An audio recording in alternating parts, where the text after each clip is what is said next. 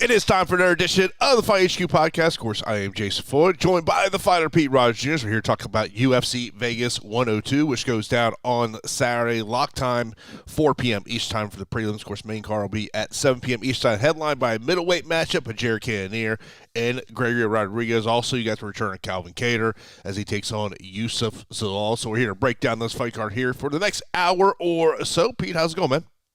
What is up, Jason? What's going on, everybody? Happy to be back. Some fighters I'm looking to see return to the octagon. But I'm excited because I came up with an algorithm to kind of use as a tool for my fight predictions. And obviously, I will tell you like my knee-jerk reactions to fights, my gut feeling for the fight, and I'll also kind of give you what my algorithm likes, and we'll see if it's a terrible piece of equipment or if it's actually going to be beneficial for us. So I'm excited. So what give our listeners a little taste of what this algorithm is. Yeah, so I mean it's completely stat based. Stat based and odds related, and essentially it's just I set it up with a bunch of different formulas, accounting for strength of schedule, accounting for the like height and reach advantage, volume for fights. So obviously, like there could be a problem or an issue if we have some debuting fighters with the algorithm, of course, because we don't have stats on them. But again, I'm looking to see if it's going to actually help us, and it should point us in a correct direction for value. Like especially with the underdogs who could come through from like a volume perspective in a loss, or kind of just in a close fight. So I don't know. It's just a nice little indicator to show if the fight's going to be closer than what the odds project. And we'll have to see. It could be a 1 week thing. It could be an every week thing. But I'm excited to kind of put it into use this weekend. Yeah, when you talk about strength of schedule, there is a fighter making his UFC debut that questionable strength of schedule is definitely something to talk about there. Of course, we do have our DraftKings contest. You can the link to that contest is in the description of this show. Congratulations to J_Ruff22 for taking down last week's contest. Only needing 502 points to take down last week's contest with a lineup of Drake 𝗵𝐵, Zhang Wei Li, Teixeira, Crute, Nolan, and Ju Set there. I think one of my thought process of really this year, Pete, if you look at we're now 4 UFC fight cards into the year, it's kind of been the year of the underdog, and it's been the year of prospects going down. Yeah. I mean, don't be afraid to bet on underdogs, and don't be afraid to bet against aging fighters, because the prospects, the UFC matchmakers pairing up prospects versus, gatekeepers or age veterans. It's old school matchmaking, and it's like, test yourself against the true gatekeepers of the division, and are you legit or not? We've seen, I don't know how many people get fraud checked, within the past 2 years, 3 years, because of the influx of so many last minute short notice fighters stepping into the octagon. But all in all, I'm with you. I've always prioritized main event, co-main event underdogs. And I'm not afraid to put some money on some underdogs, because I just think like this is a sport where it's so hard to account for everything. So if you don't agree with the odds, you're probably onto something. Yeah, I mean, when you talk about, game theory for this week, talk about that main event, co-main event, both the underdogs are older fighters. You look at Calvin Kattar's 36 years old, 𝐷𝐸𝐿, 40 years old, and obviously 𝐷𝐸𝐿 has been at the top of this division for some time now. When you look at his losses in the division, primarily for the most part, it is against the top of this division. We seen Youssef Zalal come back. I mean, the price tag on Zalal at 9,400 definitely sticks out to me. I can see people wanting to take a punt on Calvin Kattar, but I don't think that's a pump play I want to play this week. As I kind of look down and just kind of looking at some of these high price options, do you trust 𝐿𝐻𝐵𝐵 at 9,200? I mean, this is a guy that's just been up and down throughout his UFC run. Yeah, I mean, I think it's a fantastic matchup for Shabazian to actually go out there and do what we were hoping he would do. in multiple matchups. I mean, he's fought some tough competition. He's lost, and he's looked terrible in some matchups. But strength of schedule is pretty damn good inside the UFC. The 9,000 options this week, I mean, super chalk of Cavalcante at 9,500. Zalal, one of the best fighters with the most momentum inside the octagon at 9,400. 𝐿𝐼𝐠𝐻 Estom at 9,300. Shabazian at 9,200. Elijah Smith debuting off the Contender Series at 9,100. And we have Jose Delgado debuting off of the Contender Series at 9,000 as well. So, I mean, there's plenty to choose from within these 9,000 options. The fighter with the most experience in that range is Shabazian with 11 fights, with Youssef Zalal with 10 fights right behind him, UFC fights. So, you got two debuting guys in the 9,000 range, chalky women's MMA at 9,500, the takedown guy within that range of 𝐿𝐼𝐠𝐻 Estom, and the UFC veterans of Zalal and Shabazian sitting there at 94 and 92. So excited to see your rankings on it. Excited to see who you like. And maybe we'll agree, maybe we'll disagree on some of these picks. Yeah, I think Jose Delgado is someone that I'm looking at. I want to see where ownership kind of was on him in comparison to some of those other, 9,000 options. And, of course, we have our Discord channel, and I know that it seems to be, from things I've seen, it seems like a lot of our people are on this Chaos Williams bandwagon here, and he's a guy that, has not been active, only fighting once a year since 2022. So we'll get into all of that. Of course, if you do have any questions, you can line those up in the chat. Of course, be sure to hit that thumbs up button on this video. That really do appreciate that. Of course, you're not subscribed to the channel, do that as well. People, let's get right into the main event. It is Jared Cannonier taking on Gregory Rodriguez. Gregory Rodriguez is a -235 betting favorite in this one, +190 for Jared Cannonier. Cannonier 7,600 on DraftKings, $15 on FanDuel. Rodriguez 8,600 on DraftKings, and $19 on FanDuel. As I mentioned just a couple moments ago, when you look at Jared Cannonier's losses in the UFC middleweight division, it's against the top of this division. I mean, you look at, he's lost back-to-back fights, but against 𝐼𝐠𝐻 and also 𝐃𝐢𝐬𝐵. You look on the other side, Gregory Rodriguez very quietly is on a 3-fight winning streak, 5-1 in his last 6 fights, and 5 of his 7 wins in the UFC have come by TKO. Yeah, so compelling matchup, right? I mean, is Jared Cannonier still amongst the top end of the division, even though he's 40? Gregory Rodriguez, a guy with questionable durability, but all the offense in the world, super power in his hands. He has firepower with his wrestling and his grappling and submission game as well. That's what got him onto the scene, was his exceptional wrestling and jiu-jitsu. But I mean, he's really rounded out his game, and he's extremely dangerous in the striking department as well. So I think that this is a compelling matchup. I'm a little surprised by the odds initially. I kind of thought that it would be the pick'em of the fight, the pick'em of the card rather. But you have Gregory Rodriguez sitting there at 8,600 with Cannonier at 7,600, and my knee-jerk reaction was, well, Gregory Rodriguez has looked awesome.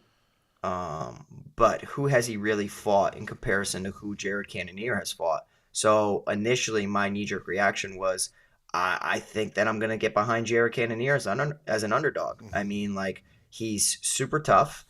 He hits extremely hard. He's fought between 3 divisions. He's a very good striker. His fight IQ is pretty solid. His experience is exceptional for the division. But again, the X factor is Father Time. Father Time is undefeated, and you have a guy in Gregory Rodriguez who can pose so many problems against them in this matchup. Cannonier's durability was something that was kind of never questioned, and now you have to start questioning it, even if it's been a questionable stoppage against 𝐒𝐻. His takedown defense was always solid, but it has shown some holes lately against 𝐃𝐢𝐬𝐵. So it's just for me, I don't know if Cannonier can still compete at the top end of this division. And I understand that, Gregory Rodriguez has yet to get a notable win over somebody. So it's tough. I wanted to get behind Jared Cannonier as an underdog. And I just realized I misspoke saying that 𝐃𝐢𝐬𝐵 took him down. He knocked him down is what I meant to say. So his durability in back-to-back fights in the 𝐒𝐬𝐬𝐵 fight where he was taken down twice. And then he was hurt with that questionable stoppage and then knocked down against 𝐃𝐢𝐬𝐽. He just kind of looks like a shell of himself. And I will tell you, the algorithm, it likes Gregory Rodriguez this week. So I'm going to put some trust into the algorithm this week. Like I said, it could just be a 1 week thing and it could be terrible. But with all of the stats and the recent performance of Gregory Rodriguez, I actually think that he can pick up a victory over Jared Cannonier. I think he could knock him out. I think he could submit him. And I actually think that he could win a decision if it does go long too. So I'm expecting this to be competitive. It's not going to be a blowout by any stretch of the imagination. But I do think that if it's a close round, Gregory Rodriguez does have the ability to, attempt a takedown, land a takedown. If it hits the mat, I already know that he is far superior than Jared Cannonier. But Cannonier does have that power that can test the chin of Gregory Rodriguez. And we have seen Gregory Rodriguez flatline multiple times. Bruno Ferreira is one where it was an absolute devastating shot. Jordan Williams on the Contender Series knocked him out. So I'm gonna buy into the skill set of the rising prospect in Gregory Rodriguez, and I think he's gonna get it done. I think he's gonna get a third round stoppage or fourth round stoppage. So yeah, give me Gregory Rodriguez here. And I do like the salary on both of the fighters, even though I am picking Rodriguez to win. When you look at the betting history for this matchup, Gregory Rodriguez actually opened up as a plus 110 betting underdog. And then about around February 5th is when really all the money started coming in on Gregory Rodriguez. Now, look over DraftKings Sportsbook, he's minus 230 and as high as minus 245, looking over best fight odds at FanDuel. But if you look at Jared Cannonier, right now DraftKings Sportsbook is got the best line at plus 190 here. I mean, it's just, the age is a concern for me when it comes to Jared Cannonier. I mean, we all know Father Time is undefeated. I mean, I think we can look at certain fighters recently and start to say maybe Father Time has hit them. I mean, you think of has Father Time hit 𝐒𝐻𝐳? And maybe Father Time is starting to hit Sean Strickland with the amount of wars that he has been in throughout his life. And boy, that is a interesting dynamic right now of him and his head coach. And oh my, I don't know if you've seen that stuff. I have. Yeah, and then Strickland puts out a video yesterday, and I'm like, there is something going on with that story. I hope there was a conversation before Eric Nicksick went on a podcast and said what he said. I hope there was a conversation. Yeah. If there wasn't, boy, that's interesting. That could be a very interesting thing to see what happens at Extreme Couture. Yeah, I mean, I think there's frustration about Sean Strickland's style. I mean, he talks a big game. He goes in there. He's competitive. But where's that killer instinct? Where's that, you're down, you got to throw it all out the window and just go for a win. And I think it's because at high-level MMA, there's so much to lose. You lose a bout, you get finished. Your career takes super, significant steps backwards. But that was for the title. So I think you got to take some chances in there. And he's a different fighter than he is against some influencers, that's for sure. But and I think there's just growing frustration with him. And but I mean, I think Eric Nicksick said some things that are absolutely true.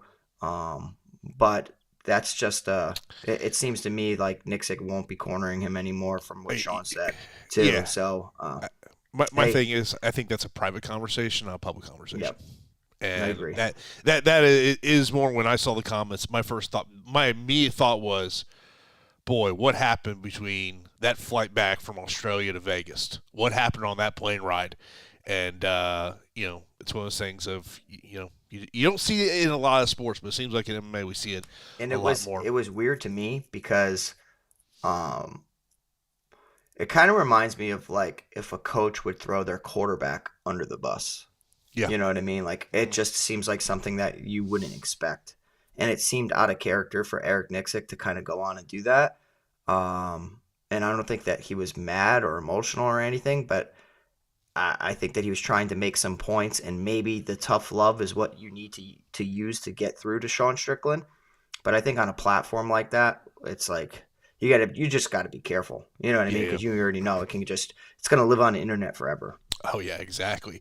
Now, our co-main event of this fight card is going to be Calvin Kattar versus Youssef Zalal. Youssef Zalal, a minus 550 betting favorite, plus 375 for Calvin Kattar. Kind of like in the main event, a situation where the betting public has really been hitting Zalal in this one. Zalal, 9,400 DK, $20 million on FanDuel. Calvin Kattar, 1,600 DK.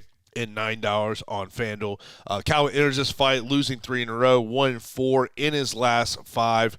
5 of his 6 UFC losses have come via decision. The other one was that injury, the knee injury against Arnold Allen. Youssef Zalal 3-0 since coming back to the UFC, all via submission. And I know it's kind of, I think we've talked about this the last 2 times we've previewed a Youssef Zalal fight. Is he's a guy who got to the UFC young. Ends up, and had a ton of tough matchups in his first stint in the UFC, and went back on the regional scene. Not like he was great competition on the regional scene, but you've really seen the difference in Youssef Zalal since coming back to the UFC. Yeah, for sure. I mean, Youssef Zalal is a guy that we've been pretty high on. We never understood why he was cut from the UFC, but it seemed to take his game to a completely different level, competing in kickboxing and boxing and MMA, and grappling. So he's gone and he's rounded out his game. And I think these odds are people are out of their minds with these odds, if I'm being honest. Like him getting a second round submission over Billy Q, okay. Him getting a first round submission over Jarno Aarons and a second round submission over Jack Shore. None of those guys I mentioned are on the level of Calvin Kattar. And I understand that Calvin Kattar's 1-4 in his past 5.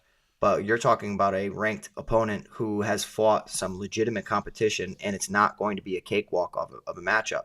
Yeah, Calvin Kattar just lost a bout against Aljamain Sterling, which was hopefully going to springboard his career to another level, beating or knocking out a former champion, trying to test out a higher weight class. But Aljamain Sterling's a massive guy, even for 145 pounds.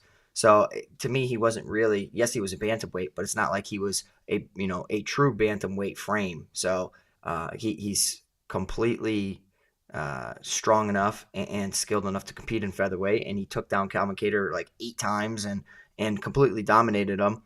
The injury against Arnold Allen before the fight even really got started, he blows out his knee. So that's a weird situation. You have a fight against Josh Emmett where a lot of people thought that Calvin Kattar won that fight. And then you have the 𝐃𝐲𝐬𝐬𝐳 fight where we were on Calvin Kattar in that matchup where he picked up a knockdown, 2 takedowns, and almost 4 minutes of control time. So for me, this is clearly a betting line based on recency bias. I'm being completely honest. Like minus 200 on Youssef Zalal, I get it. He's the guy with all the momentum in the world. Calvin Kattar's 1-4 in his past 5, even though he's fought legitimate competition and he's ranked. It has not been good for him at all. And maybe it was the training situation, being the big fish in a small pond up here in New England. But what Calvin has done is he's gone to TriStar with Rob Font, and they've really gotten under the tutelage of Firas Zahabi. That room has Aiemann Zahabi, that has Arnold Allen, that has Nasrat Haqparast. Like there's so many different talented fighters within that room and some of the greatest minds in the sport in that room. And sometimes change of scenery is all a fighter needs to kind of,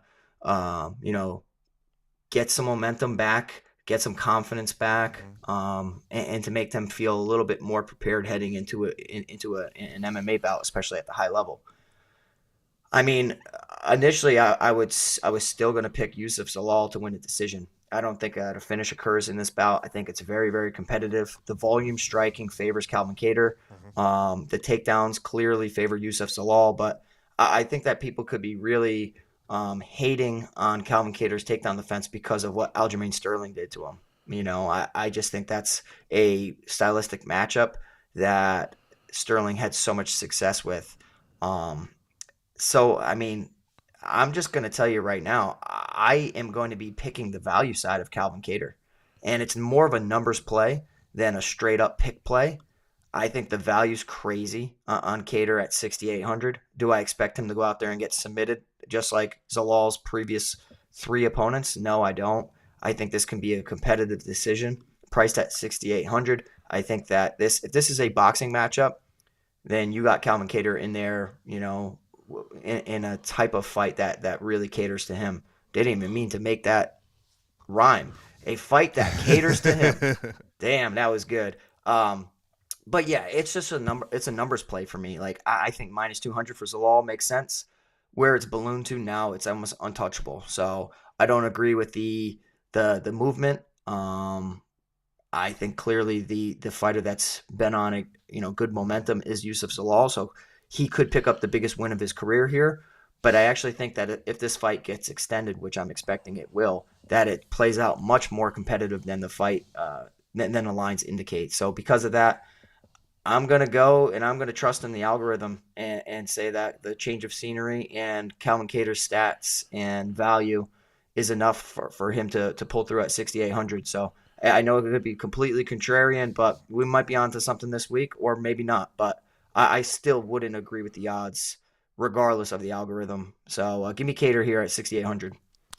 In my concern with Calvin Cater is the ability to keep the fight on the feet. You got to imagine that there's a long game plan for this one is to take the one to the ground. I mean, but the one thing is when you look at Calvin Cater, it's really interesting. I mean, he really hasn't taken on a lot of wrestlers or fighters who have the ability to take the fight to the ground. But yeah, if Cater can keep this fight on the feet, yeah, I think he has a great shot of. And you mentioned about the change of scenery that he's gone through here, and of course we haven't seen him since UFC 300. So let's see what we get from there. But for me, the pick is the law. But yeah, like from the betting side, I if you're betting this fight, I think you gotta go prop game hunting. You gotta find some props that make sense. I mean, I think the likelihood is this thing's going 15 minutes.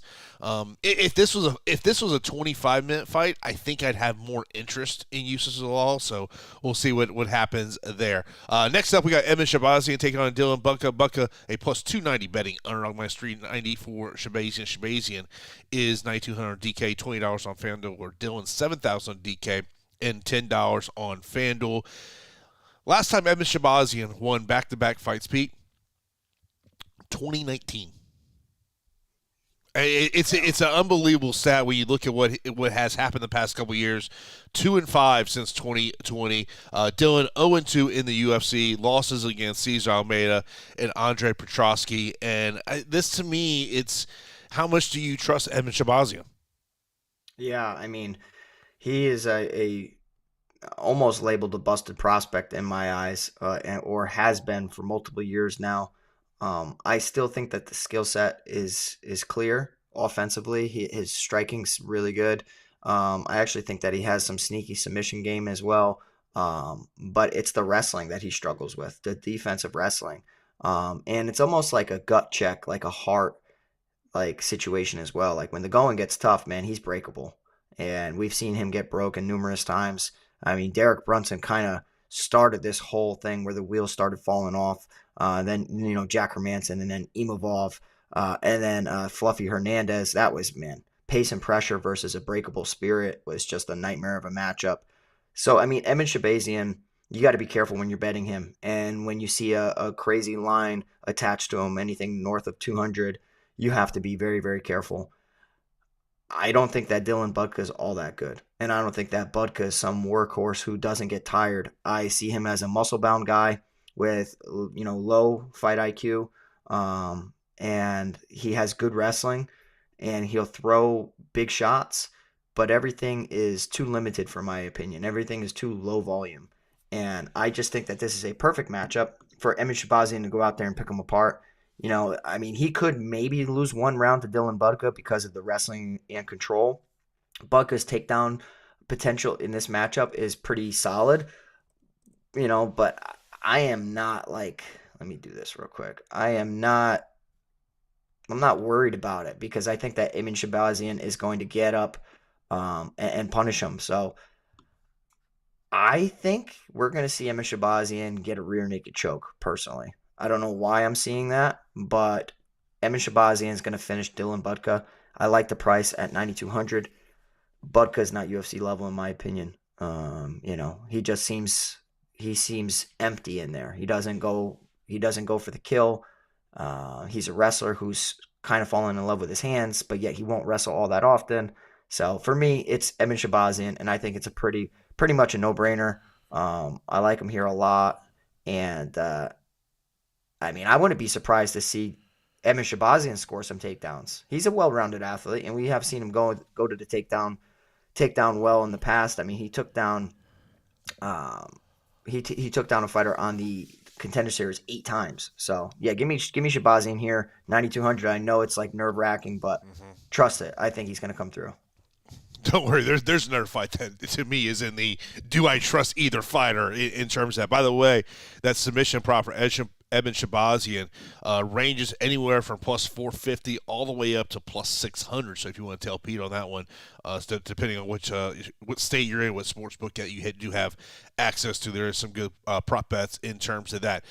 Next up, we've got Bonfim taking on Sakov. Sakov a plus 175 betting underdog minus 210 for Ismail Bonfim. Of course, both Bonfim brothers are on this fight card. Bonfim 8,400 DK, $17 on FanDuel.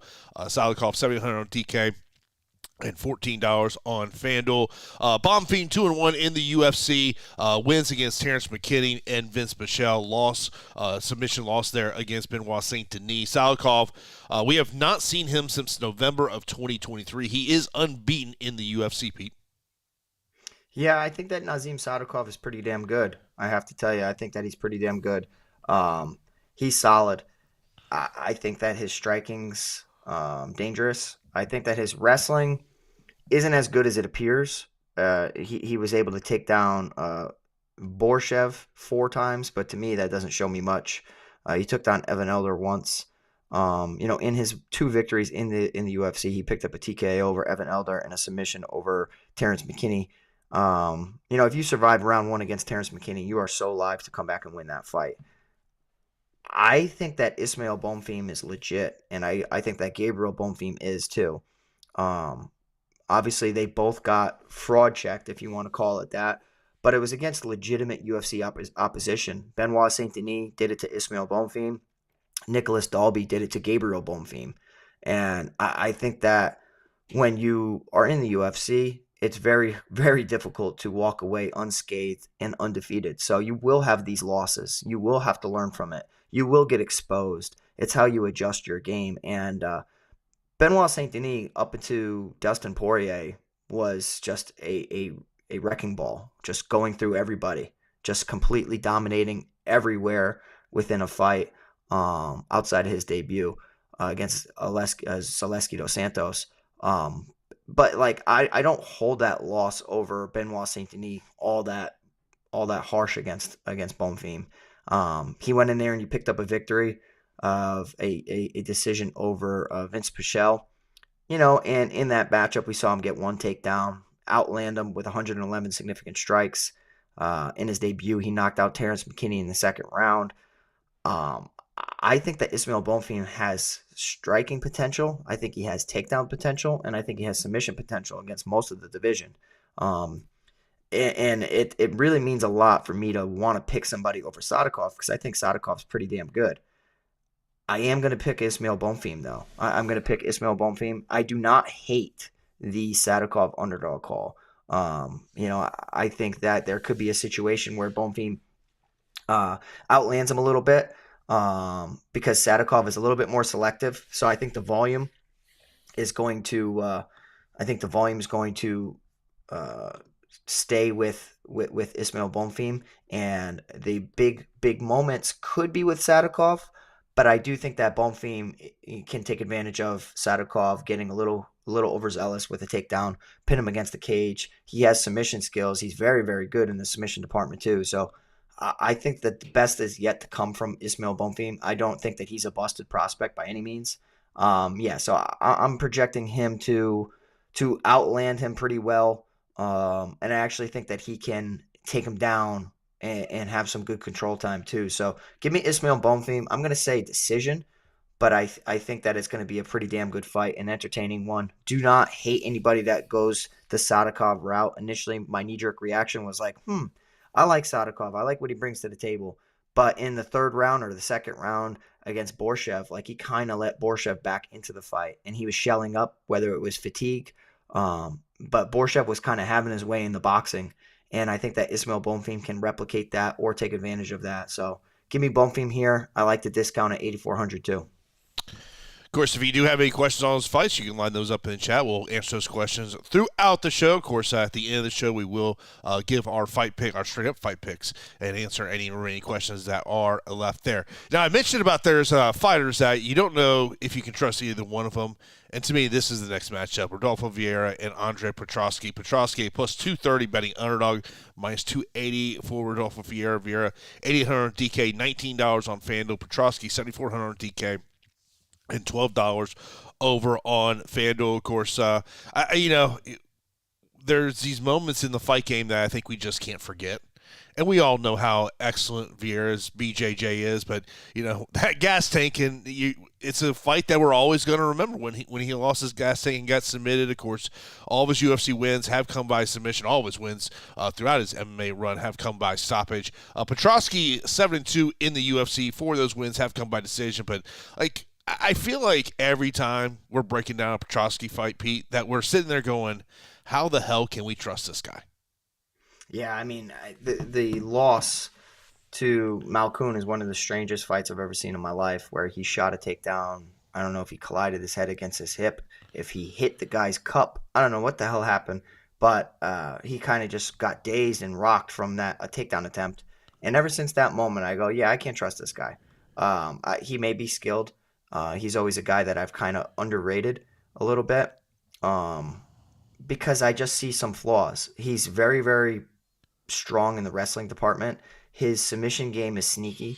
So I would say that he has an above average wrestling and submission game. His striking game is slow, but it's okay. Mm-hmm. And he's going up against a guy that holds a far superior rank in jiu-jitsu. Rodolfo Vieira is a better jiu-jitsu practitioner. He is the black belt hunter. Yes, he was outpaced and finished against Anthony Fluffy Hernandez. I do not see that same situation occurring again. I think that Petroski has a very, very good head and arm series. I just don't see Vieira being in a situation like that. Vieira has improving striking. I would give the slight striking advantage from a kickboxing standpoint to Petroski. I would give the boxing advantage to Vieira, oddly enough. I think that the striking will be pretty close, but the takedowns and the grappling skill set will be pretty evident who's the better Brazilian Jiu-Jitsu practitioner. We've only seen Dustin Stoltzfus try to attempt to take down Rodolfo Vieira. Everybody else that's fought Rodolfo Vieira has refused to shoot takedowns. Stoltzfus went 0 for 3 against Rodolfo Vieira in the takedown department. Petroski's very strong, but I think that he could have met his match here. And I think takedown defensively wise, Vieira is better than Petroski, and Vieira will capitalize on taking down Petroski en route to a rear naked choke. That's my prediction. I can see why people think that this is a nice underdog shot for Andre Petroski, and it could be because of the hatred or just the untrustworthy characteristics of Rodolfo Vieira. I don't think either one of them have great cardio. But I think that ever since we've seen that loss to Anthony Fluffy Hernandez, Rodolfo Vieira has looked better. Against Dustin Stoltzfus, he had three takedowns. Against Chris Curtis, he didn't land any takedowns, but he didn't get knocked out in that bout either. And I think he was 0 for 20 in takedowns against Chris Curtis. But for him not to get knocked out against Chris Curtis was pretty impressive. And actually, he was landing some solid shots while Chris Curtis was landing the bigger moments. Cody Brundage was a great performance. 1 takedown en route to a submission. And then Petrosian, I was completely wrong in that matchup. It was just way too easy to get taken down, and he ended up getting submitted by Rodolfo Vieira. So I am going to say that Rodolfo Vieira is a pretty solid selection this week, but I do label them both as untrustworthy, just like Jason does. If Rodolfo Vieira cannot get the fight to the mat, obviously this makes this line much, much closer. But the line indicates that he's going to be able to implement his game plan. He's going to be able to take down Andre Petroski. And I do agree with that. And I think from a defensive standpoint, Petroski's not the same guy because he's used to muscling people around, and he's used to being the better grappler. That neither one of those are going to happen in this matchup, in my opinion. So give me Rodolfo Vieira via submission. But I'm not really in love with it from a DFS standpoint because I'm expecting a second or a third round submission. And if he gets a third round submission. He got one against 𝐒𝐨𝐵H with 3 takedowns en route to 84 fantasy points. He got a second round over Cody Brundage at 90 points. So I think that we could be looking at a 90 under type of performance, which could not be optimal, but it could be solid. So give me Vieira at 8,800. Yeah, I think when we're talking about it from a DFS perspective, to me, it's either I'm taking Rodolfo Vieira or I'm passing on the fight, just because of the finishing upside of him. But yeah, I still do have concerns about going to both sides of this matchup. Next up, we got Connor Matthews taking on Jose Delgado. Delgado a minus 400 betting favorite, plus 300 for Connor Matthews, who's 7,200 on DK and $10 on FanDuel, where Delgado is 9,000 on DraftKings and $20 over on FanDuel. The first time we've seen Connor Matthews in 11 months, of course, coming from that New England scene, losing to Dennis Bazooka. Delgado, this is his UFC debut. He's a product out of the MMA lab. All of his wins have come by stoppage, and he is a guy that I will say I'm circling this week. Yeah, I think this matchup's interesting. Initially, knee-jerk reaction, I was a little tempted by the Connor Matthews underdog spot just because Dana White Contender Series fighters tend to be overrated in their UFC debuts. And I see a guy in Jose Delgado who hasn't had a UFC fight yet. But then I realized, like, okay, like Connor Matthews has only had one UFC fight. So am I really putting too much stock into that little sentiment? Matthews has had 2 Dana White Contender Series fights. So I think that he could be a little bit more comfortable than Jose Delgado, but Delgado looked pretty damn good even on short notice in his Dana White Contender Series fight. Matthews, I looked into it to see if he went to TriStar as well with the other New England cartel fighters, and he did not. And that could obviously be a financial reason. That could be many different reasons, but I think I would have liked it more if he did go to TriStar, of course. But, this is a matchup where you have 2 guys with lower experience than most of the card. They are the wild cards of the card. Connor Matthews pushes a crazy pace. Delgado pushes a crazy pace, and his opponents tend to break. So whether he gets a submission, whether he gets a knockout or a TKO, he pushes a pace up until his opponent's 1 out. This one's going to be fireworks. This is probably the fight of the night, if I'm being honest. If I'm looking at this card, I'm going to say this is going to be the fight of the night. And as long as it lasts, at least. If it goes 15 minutes all day long. But I can see where people would want to get to Matthews because he has shown some takedown upside in the past. But to me, it's not the best look in the world to get knocked out against Dennis Bazooka in the 3rd round. Like, that's just a little head scratching moment. But everything I've seen from Jose Delgado, very, very sharp kickboxer, well-rounded athlete coming out of the MMA lab. I like that team a lot. I know you like that team a lot too. They put out pretty polished products. So I'm expecting the same thing for Jose Delgado. And, going off of the stats and going off the algorithm, granted it's 1 fight for Jose Delgado and 3 fights for Connor Matthews, the 2 on the Contender Series and the 1 UFC fight. The algorithm loves Delgado. So, I mean, excuse me. I think I'm in agreement in saying that Jose Delgado is going to win the fight. I'd like to see how the algorithm would like this matchup if Delgado had 2 or 3 fights. We could be looking at a similar thing, or we could be looking at a completely different thing, because the algorithm score for Matthews, if this goes 15 minutes, is pretty damn good. It's just, can he survive for 15 minutes? Yeah. Because Delgado, we know, is a finisher. Some question marks about his gas tank, of course, because when you're getting quick wins, are you really tested for 15 minutes? Yeah. And Matthews can get some takedowns. So I think I would put an asterisk here saying, like, I don't know how this fight's going to play out. And I think if I was doing 150 max, I would probably increase exposure to both sides just because of the pace of the fight and the unknowns going into it. But for a pick and backing the algorithm, I will pick Jose Delgado to win here. But like I said, if it goes 15 minutes, I do think that Connor Matthews has some pretty solid upside at 7,200. Yeah, I mean, to me, I just think Delgado's going to go out there and get a finish. I see him Yep. knocking out Connor Matthews in this one. But yeah, I mean, look, it's anytime a guy comes in, or a female comes in off the contender series, sometimes you kind of do want to see how do they perform now, officially inside the UFC. Obviously, it's at the Apex, so a little bit of a different situation there. Next up, we got a female match between Angela Hill and 𝐾𝐲 Souza. This is a straight-up pick'em fight, -110 on both sides. Angela Hill, $8,200 on DK, $16 on FanDuel. 𝐾𝐲 Souza, $8,000 on DK and $15 on FanDuel.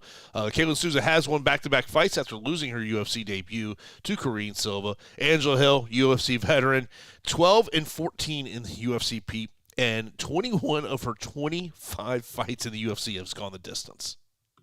Yeah. It's crazy, man. I think that Angela Hill's probably had more pick'em fights than anybody in history. I mean, I think she's always at this 8,200, 8,000 price tag, just because the market doesn't trust her. The market doesn't trust her, but the market does trust her experience at the same time. So we've seen Angela Hill go out there and get submitted relatively quickly. We've seen her look like a complete fish out of water on the mat. Now, fast forward to here in 2025, now she's submitting fighters. She's taking fighters down. She's having very good striking volume and pace and pressure per usual. In at 8,200, man, I think it's a no-brainer to get behind her just because of the volume, the activity. 𝐾𝐲 Souza could go out there and finish her for sure. We saw 𝐾𝐲 Souza get a nice finish over Yasmin Haragoui with a big shot, knocked her down and ended up submitting her. Mardik Man victory, 80 significant strikes, 1 takedown, 3 minutes of control time, scored 80. That fight doesn't do it for me. That fight doesn't impress me at all. Mardik Man is not UFC level in my opinion.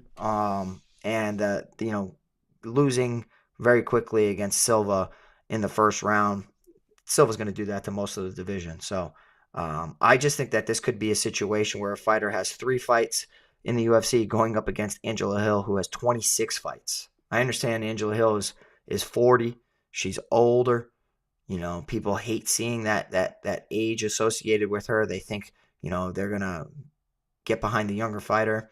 But experience is something that you really can't put a price tag on. So I think that I would be foolish to back a fighter that has 3 fights in the UFC versus Angela Hill, who has 26 in the UFC. And according to the algorithm likes it as well, likes the output of the striking, likes the takedown potential too for Angela Hill, because she hasn't been afraid of going to the takedown well against anybody. I mean, she just had a competitive fight against Tabitha Ricci. She took down Luana Pinheiro and ended up submitting her. So I think that at 8,200, Angela Hill is a no-brainer play for me this week.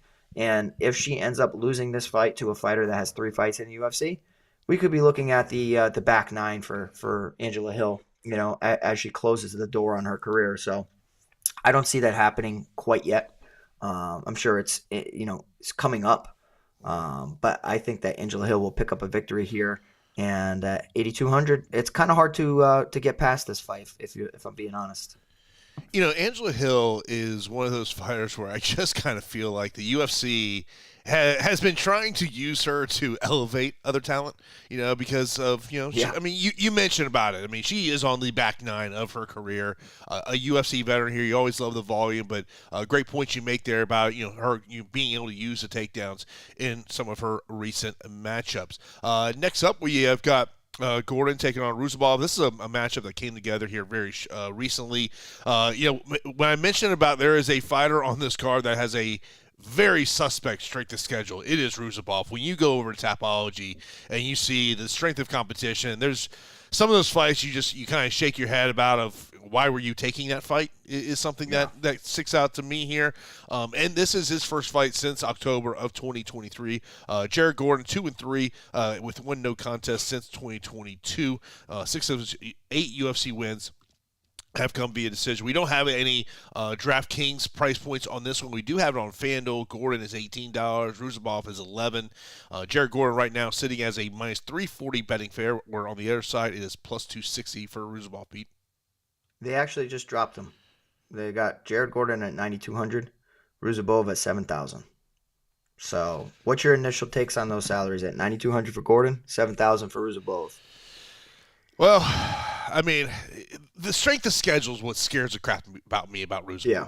I mean, that to me is, but also, I mean, look, we're talking about a 36-year-old Jared Gordon where, I think when we think about him a couple years ago, the thought process was like, man, is that chin going away? But that chin has really held up over his past couple fights. Yeah, I mean, Gordon was my roommate out at 𝐃𝐢𝐬𝐳 ranch, so we're friends. I root for Jared Gordon all the time. We talk every now and then, um, and at the time when I was training out there with him, his wrestling was always kind of like the ace up his sleeve, and his boxing was improving. At that moment, I would say he was more hittable then than he is now. He's really rounded out his striking, and he had some big wins on the regional scene too. Like he head kicked a guy, but it was always that pace and pressure. He was like a mini Anthony Hernandez, if you will, of just a guy. No, I should say like a Frankie Edgar light, like a guy that would throw just volume boxing into some takedowns, and he's really improved. So there are some people that can go out there and shut the lights off of Jared Gordon, but if you are banking on that every fight, I mean, that hasn't happened against Nasrat Haqparast, didn't happen against Mark Madsen. It did happen against Bobby King Green, but that was a weird situation, and with the foul, with the headbutt. It didn't happen against Paddy Pimblett, Grant Dawson, 𝐒𝐬𝐽, 𝐶havez, Fishgold. It happened against Charles Oliveira. Are we really holding that over his head? So, I mean, Charles Oliveira back in 2019 was not what he is now either. But still, it's just like, I think that people are kind of always counting out the chin or the durability of Jared Gordon. I mean, everybody's got an off switch. Sometimes you just got to find the right shot to hit it. It's nothing that I'm going to be expecting 𝐉𝐸𝐳 to do. 𝐉𝐸𝐳, a younger brother of, I should say 𝐉𝐸𝐳. I don't know his brother's first name. I forget his brother's first name, but they both have nasty uppercuts. They're both very dangerous. Sultan, I think that's his brother's name, right? So this is Mashrabjon 𝐉𝐸𝐳. I think he's going to come out hot. He's going to come out hot round one, like every debuting fighter does, similar to how like amateur fighters do. They come out with crazy, crazy first round energy, and shoot, you didn't get to finish. Now you're in there for two more rounds, and I can really see that happening. 𝐉𝐸𝐳 has some good power in his hands. He has some submission ability to him as well. I saw him pull off some guillotines. But I just think from a composure standpoint, from an experience standpoint, this is the guy making his UFC debut, and we have Jared Gordon here with 15 UFC fights. I'm not saying that 𝐉𝐸𝐳 can't be competitive, but I would be shocked if he went out there and he finished Jared Gordon or he dominated Jared Gordon. So I don't see a dominating decision happening. I mean, Jared Gordon just had some pretty big performances, even in a loss to Nasrat Haqparast. Somehow he scored 67 fantasy points, 141 significant strikes, knocked out Mark Madsen. I mean, I think that I don't have the algorithm for this fight just because I got nothing on 𝐉𝐸𝐳, and the algorithm takes into account the opponent. But I would imagine that my algorithm would like the pace and the volume out of Jared Gordon as it would any other Jared Gordon fight. So I think he's a pretty solid option. Guy stepping in on short notice. It should be business as usual for Jared Gordon to pick up a decision, but he has to be on his P's and Q's. 𝐉𝐸𝐳 is dangerous. I think that just naturally the 𝐉𝐸𝐳 brothers are very dangerous early, but I think that they can be exploited and exposed over 15 minutes. So I think Gordon will get it done, whether it's a late finish or a dominant decision. But yeah, give me Jared Gordon here at 9,200. But as far as anything on 𝐉𝐸𝐳, I don't have it other than the several fights that I watched. I don't have anything. So I'm expecting it to be a pretty damn good score. Mm-hmm. Yeah, I mean, stepping up here, on short notice to take this matchup.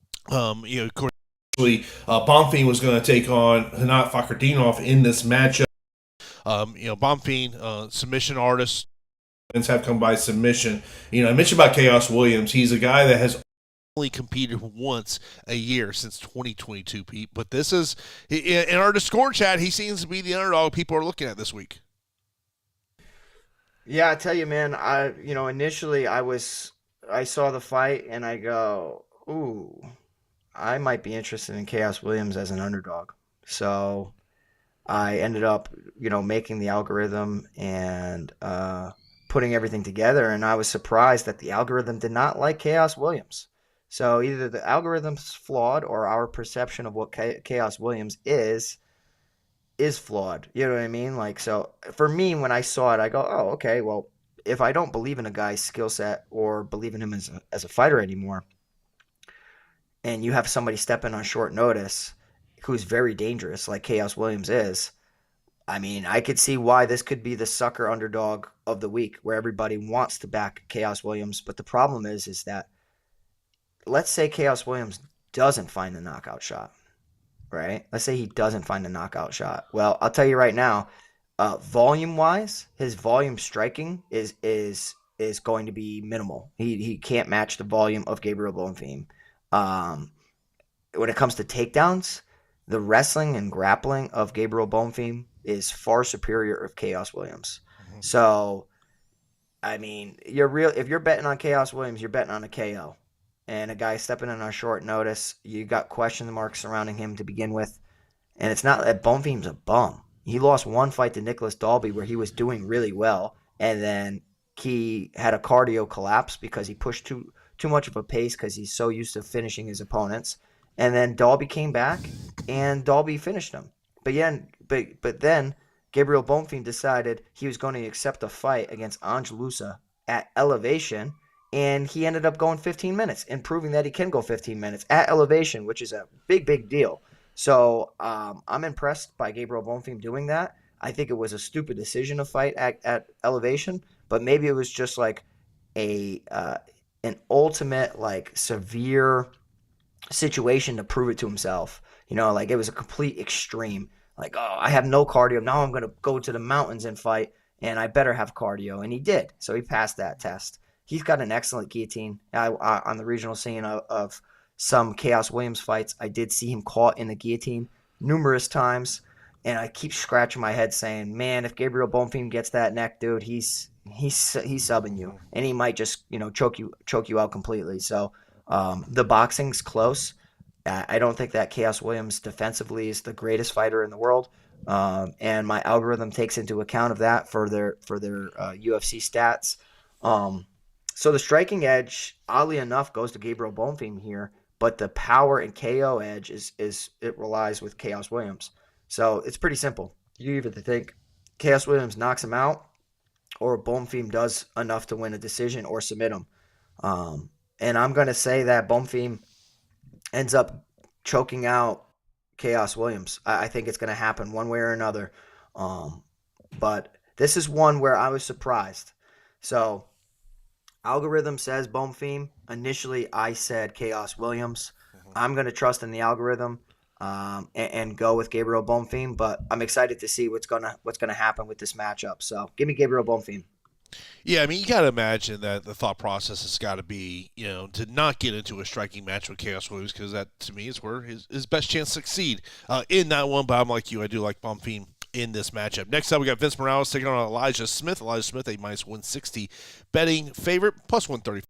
Morales 7,100 on DK, $15 on FanDuel, where 𝐖liche Smith 9,100 DK and $16 on FanDuel. We saw Vince Morales return to the UFC last year, getting a short notice opportunity, which was a loss. He is 3-6 in the UFC. 5 of those 6 losses have come via decision. For 𝐖liche Smith, he comes in the official UFC debut, getting a win last year on Dana White's Contender Series. And one of the promotions I've talked about that I really do like, because I do feel they do give fighters tough matchup, is Fury FC, and that is primarily where 𝐖liche Smith has competed. Yeah, I mean, so look, this is another situation where you have a Dana White's Contender Series alum coming into the UFC and making their debut. And a lot of times, Jason, I think that we kind of have a habit of wanting to fade these guys because they come in so overvalued, and they come in with crazy, crazy price tags. And it's just like, man, what have they done to justify that? And especially when they're going up against UFC competition or UFC, like a true UFC caliber opponent. It's so easy to fade the Dana White Contender Series fighters, and like, you can like them after their debut. You know what I mean? Like, it's just tough. There's UFC octagon jitters.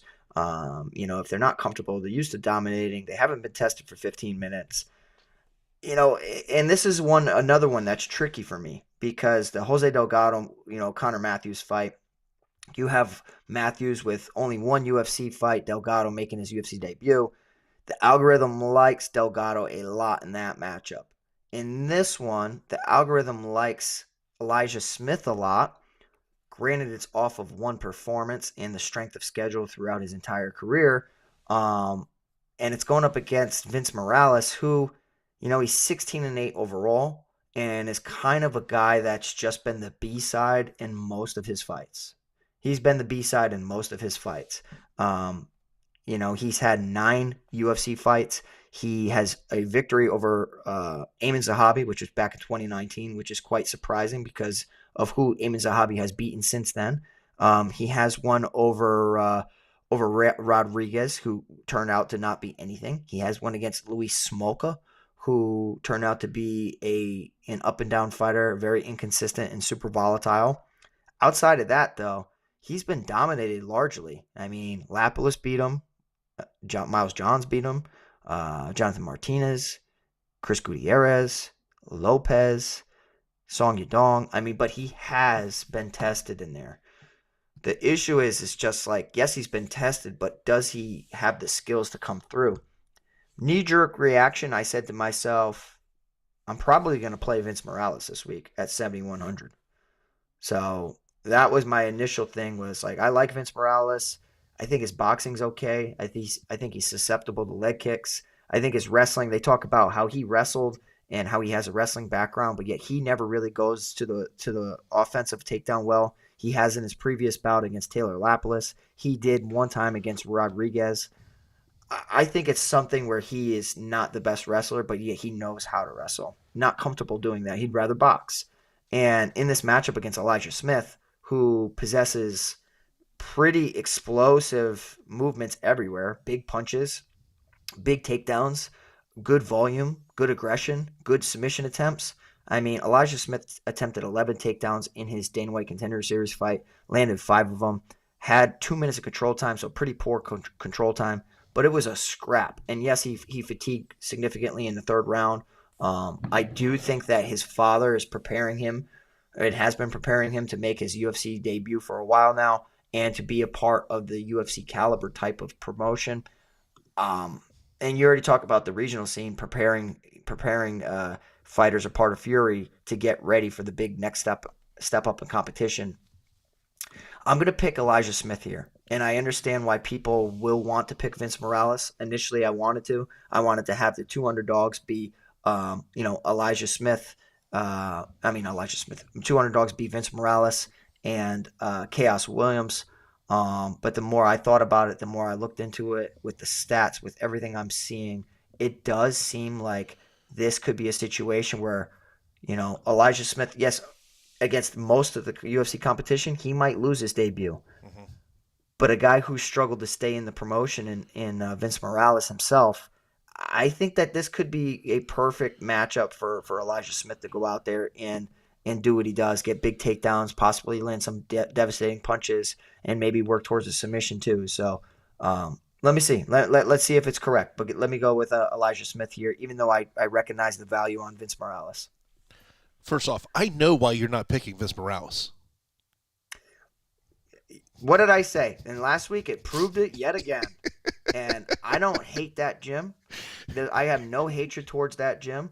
I just see Syndicate MMA as a flawed system of how they prepare their guys, and it's the corner too. It's the corner. Like I don't know John Wood at all.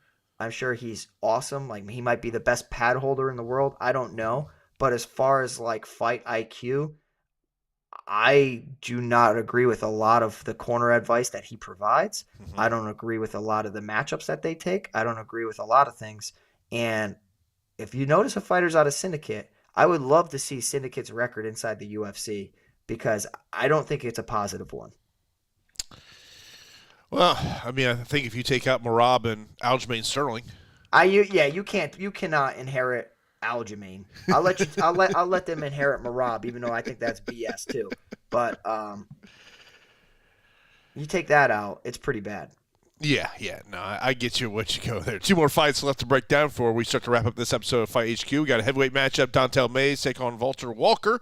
Walker, a -240 betting favorite, plus 195 for Mays, who's $7,500 on DK, $14 on FanDuel. Walker, a $700 on DK. and $17 on FanDuel. Dontel Mays has alternated wins and losses in his last 5 fights, as 4 of those 5 fights have gone the distance. Walker lost his UFC debut, where I know a lot of us were on him in that UFC debut, and he is coming off that win against Junior Tafa, and of course we all know who his brother is, but he is not his brother. They are very different fighters. Yeah, very different fighters. Initially, I saw this. I have never been a Dontel Mays guy. So I look at this line and I go, oh my God, Walker's going to ragdoll Dontel Mays. Like, Dontel Mays is just like a guy that I don't really think is all that great.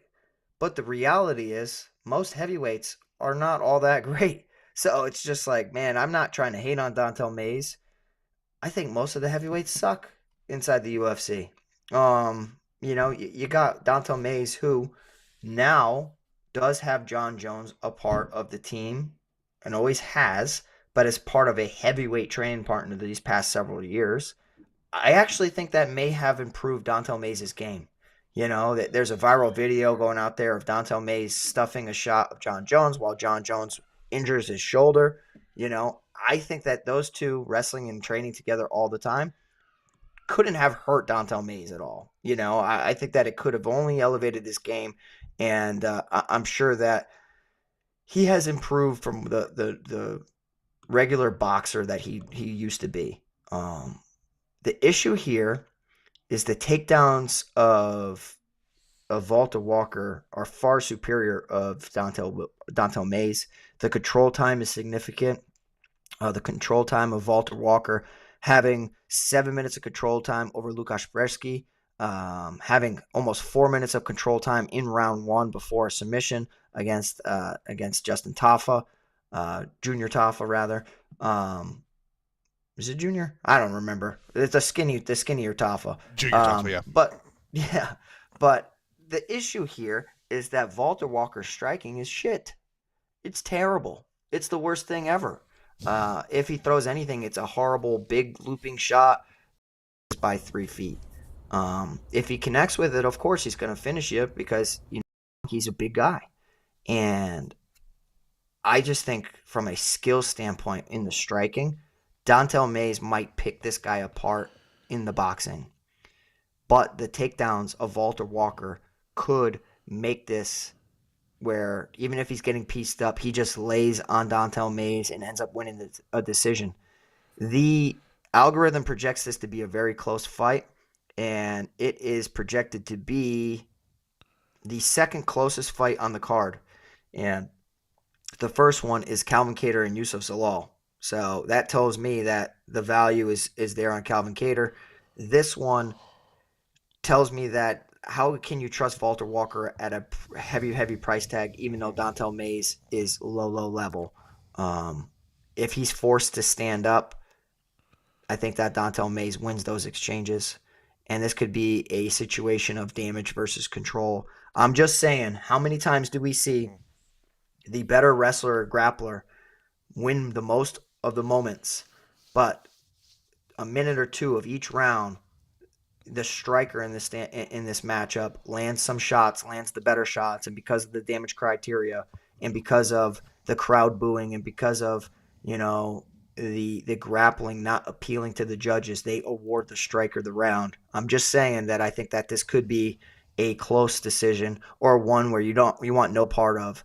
So because of that, I'm picking Dontel Mays as an underdog to come through. The algorithm likes Dontel Mays here. I didn't like the Dontel Mays call at all until I looked into the stats. I thought that Walter Walker might get 10 takedowns this fight and just lay on him. It's definitely possible. But in the event that this is a fight that is forced to be in the striking, I think that Dontel Mays can have success. So give me Mays here. I think it should be the pick'em of the card, and it's not. It's an ugly fight. I may not even want anything a part of it because let's say Mays gets a decision, he still may score like 60 points. Yeah, I mean, you're talking about this is the bottom end of the UFC heavyweight division, which I don't know if people saw this post on X by John Morgan, who noted how many fighters are currently in the UFC based on the ranking system. It was 674 athletes are in the UFC right now. The heavyweight division only has 30 fighters. I was kind of surprised by that number. I would have thought that number would be a little higher. Heavyweights are hard to come by, man. I mean, they really are, and that's why you have the Tom Aspinalls that are like 1%, and you have everybody else who are just overweight, unathletic, and you have the crossover athletes from other sports that are the super athletes.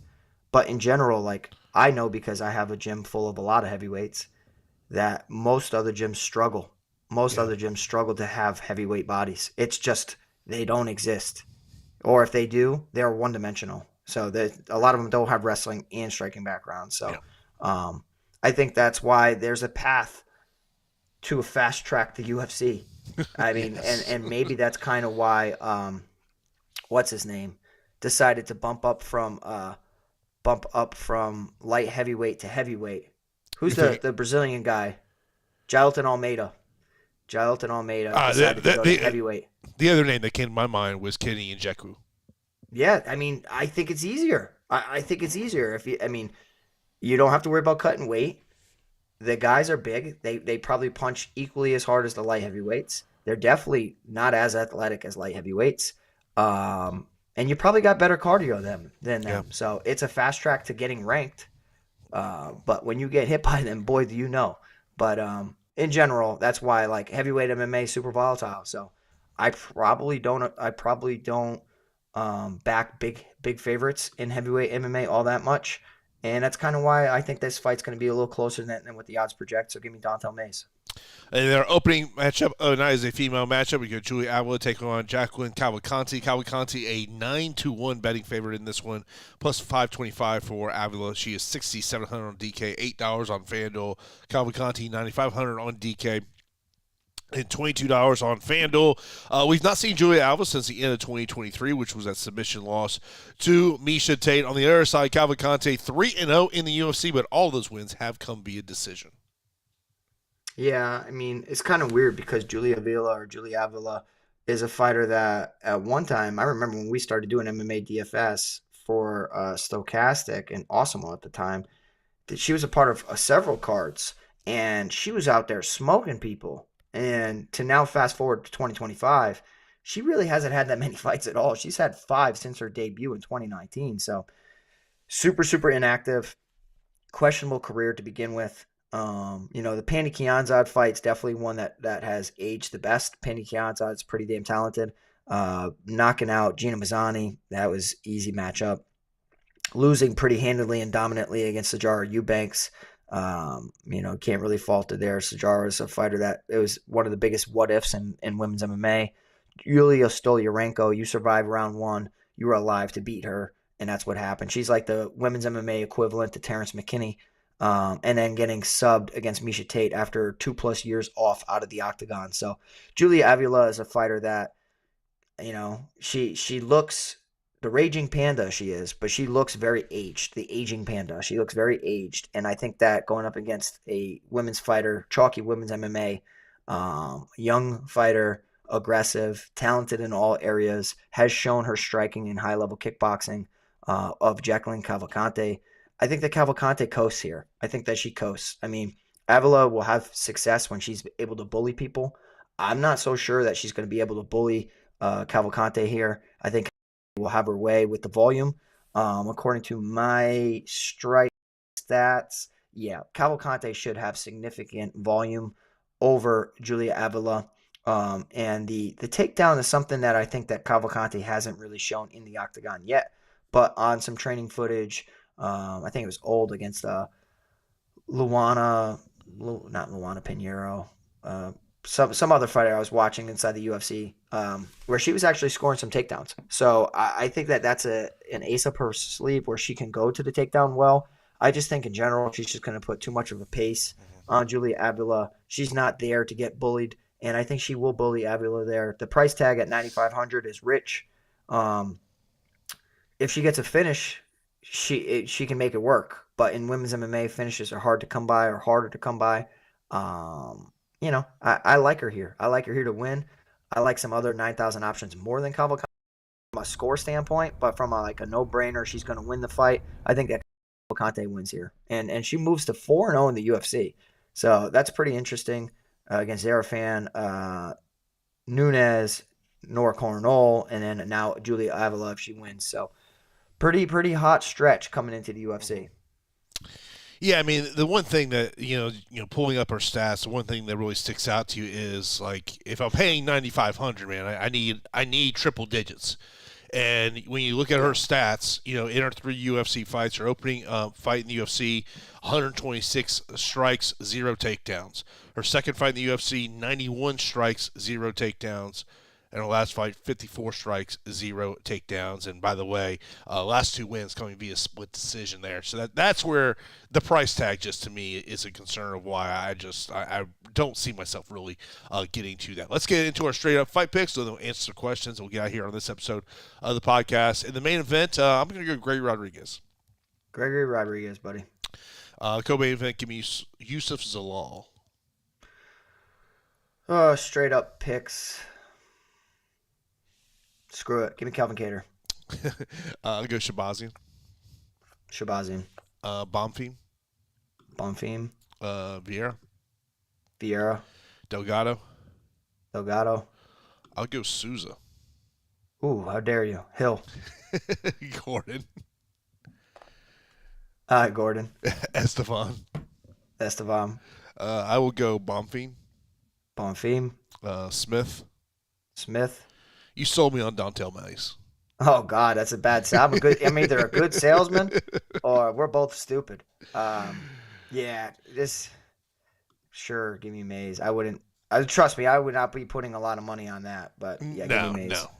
And I would go 𝐾𝐲𝐬𝐳. I mean, I would say this from a betting perspective. I like the plus 195. I might just see what Mays is via decision and see if I can get some better money. Yeah, he ain't gonna finish him. He shouldn't. No, I mean, let me just see if I can pull that up here real quick here. Let me see if I can find it. Dontel Mays. For whatever reason, Best Fight Odds this week has in 2 different sections. I hate that. I hate that when they do that. I don't understand. Yeah. Okay, let's see here. So Dontel Mays to win is plus 400. Sounds good to me. Yeah, exactly. Sounds very good to me. Let's get some questions from Discord, and then we're going to get out of here for this episode. Sam with some of his usual questions here. Top best plays. For me, looking in that 9,000 range, I think it's Delgado or Shabazian, and the reason for Shabazian would be more about the opponent. Yeah. I totally agree. So I will give you the algorithm's top 3 projected fighters. Estevam is 1. Delgado is 2. And interesting. Elijah Smith is 3. Top leverage plays. I have a feeling 𝐾𝐲𝐬𝐳 is going to have some low ownership. I haven't seen any ownership projections yet. I would imagine that she is going to have, kind of like last week. I talked about Wang Kong as someone in the high end. That to me is I want to see what ownership looks like. And once ownership comes out, I can kind of give you a little bit better thoughts in terms of that. Did you have any success last week? Because I didn't. I did not know. No, my core lineup was unfortunately just didn't come through. What's his name? Taliesin Teixeira broke the damn slate, 128. I would points. say when I was watching that fight, I was scared he almost threw an illegal shot. I thought he did too. Because I had him to win via TKO KO in round 1, and when the referee stops it, I'm sitting there watching with the fellas, and I go, "Oh crap!" My boy goes, "What?" Fish, I go, oh, that knee looks very close to being illegal. I was like, yeah, I think it was like a bang play, or else it would have been clearly illegal. But I'm surprised referees, they might not have agreed. Where were they? Where were they last week? In Australia, right? So yeah, they Yeah. couldn't be doing the replay like they could over here at the Apex. But Well, yeah, I mean they're still run production, but they never really showed a very slow mo version of that. So that to me I was kind know. of the one that stuck to me. Yeah, totally. And 𝐷 turned out to be the best play, and hindsight 2020 was pretty much the no-brainer. 12 UFC fights against Tatiana Suarez, who had 8.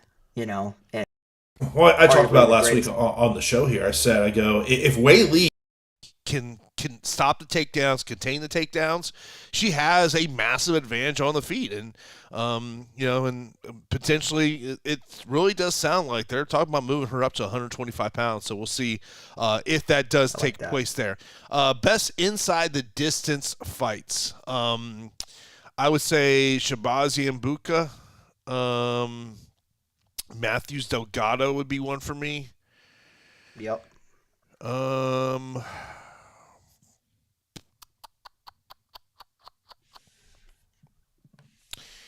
Rusov, because we really don't know what he looks like outside of round one, is another one that I could see that maybe being a late finish. Yeah, I'm just gonna take my hands off of that fight this week. It is what it is. Sometimes you just have to, accept like, hey, this could be terrible if I don't have any exposure. Yeah. Granted, I don't play the 150 maxes anymore outside of a couple lineups, but um, having 100% Terrence McKinney and 100% of whoever else I had the other week just killed my whole 150 max vibe. But Yeah. I'm a single entry guy. I'm still going to put my one lineup in the big GPP just in case. But I think that the inside the distance fight that's a little sneaky might be the Smith and Morales fight. Top punt play. This is a kind of tough one for me here this week. I can see, you painted the picture of Calvin Kattar. If Kattar can keep that fight on the feet, it may not be the greatest score, especially if there's no knockdowns, but 6,800 in a decision win, even if he gets, 65 points, you're setting yourself up in a really good position. Yeah, I think that's the thing with Calvin Kattar is let's act like it's a kickboxing fight. Are the odds the same? I don't think they are. But he needs to make it a kickboxing fight. And we have seen Yusuf Zalal when it's just striking, he's a little bit more selective, and he's a lot of feints and footwork, and he'll calf kick and all that stuff. But it's not the same type of dominance. So I think him as a punt play is fine. I think that Vince Morales as a punt play is fine. I think Connor Matthews, if he can extend Delgado, is fine.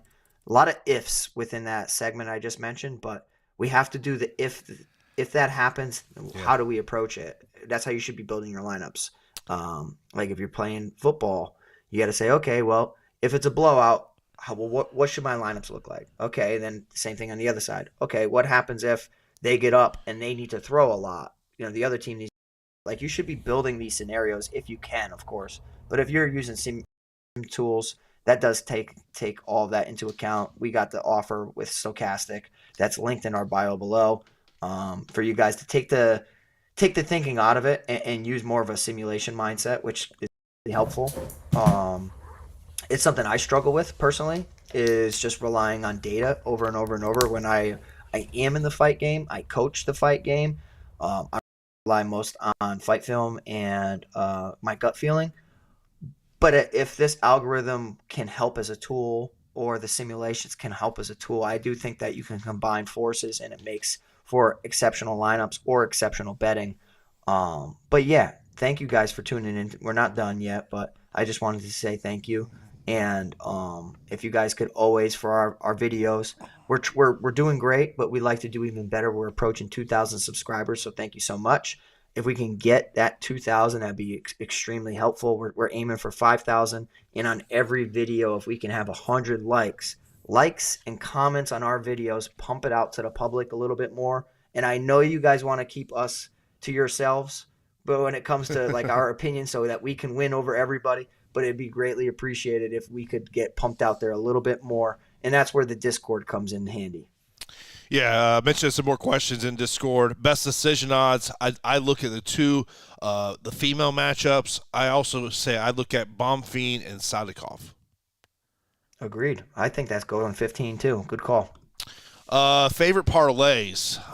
If I was going to look at trying to put three parlay together, I don't love putting props in parlays, but I would be looking at what are some of those odds I could get maybe on a Vieira submission, Shabazian with the finish, and also Delgado with a TKO KO. That's what I'd be looking at.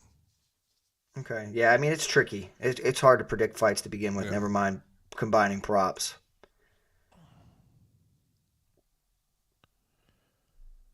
But yeah, I mean that to me. But like like if he sat there and said, I mean, most of my most confident plays are just overwhelming favorites, and so you're going to get kind of crazy to get some good odds there.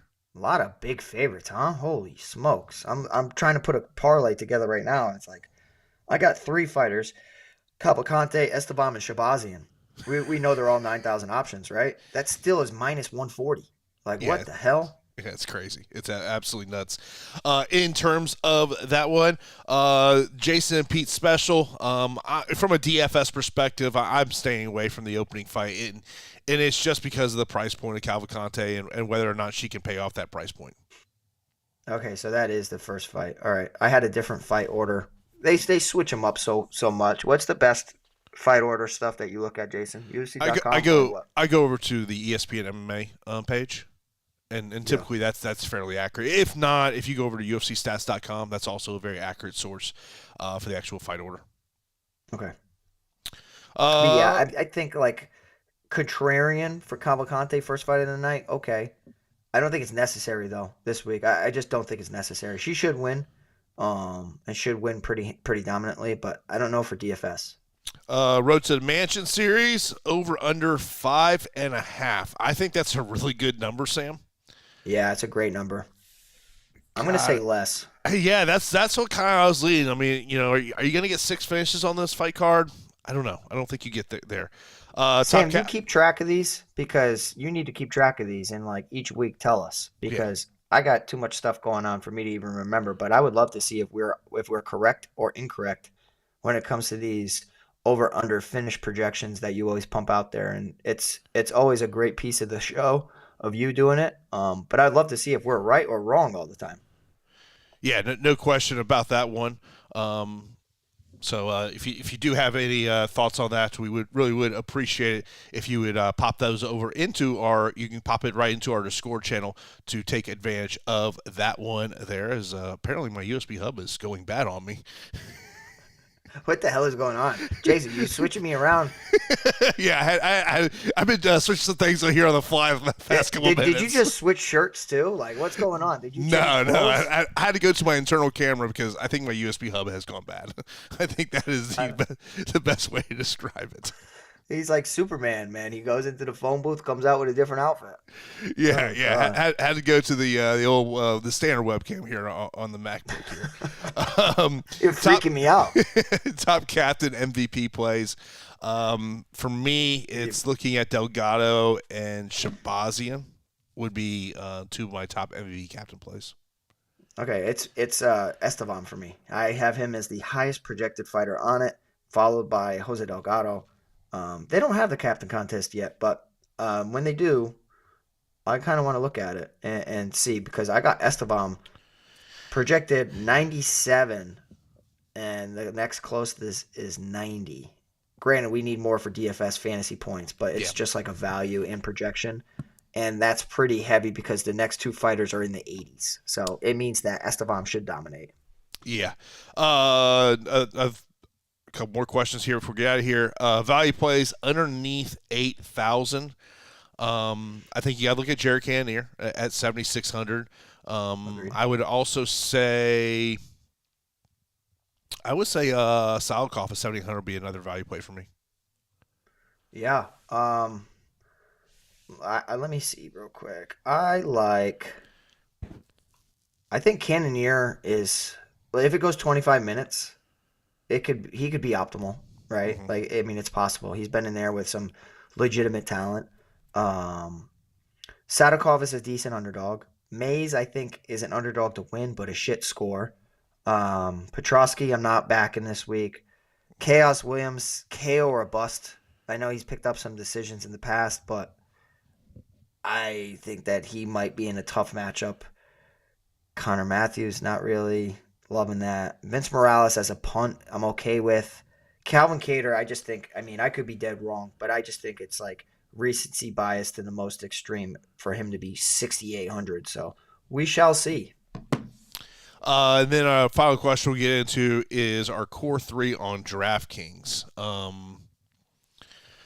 Where I get a struggle on the core three is trying to find kind of a value play to really make my lineups work here, because there are some high end options I do like.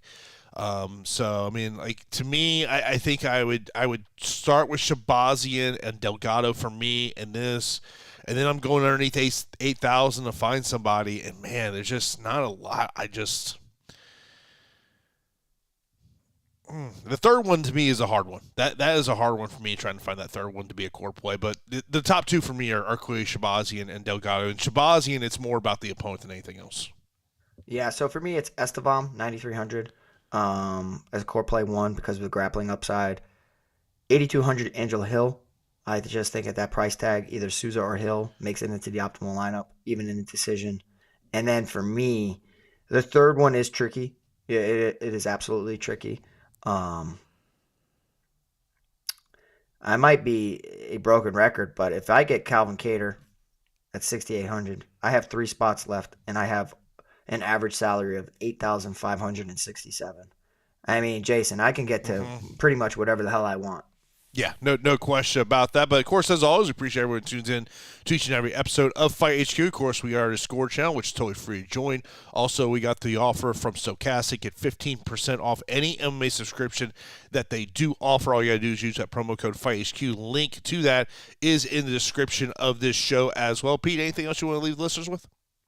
No, so I just want to see. We'll see if this algorithm is good, if it's bad, if I'm better off just not looking at it. But I think it definitely reinforced some good feelings I had, and it kind of opened my eyes to some potential value. So we shall see, but best of luck, everybody. Appreciate your ongoing support always. Make sure you join the free Discord in the link below, in the description below. Take advantage of our offers with Stokastic if you want simulation data. And in general, Jason and I appreciate it. Get us over 100 likes. Help us get to 5,000 subs.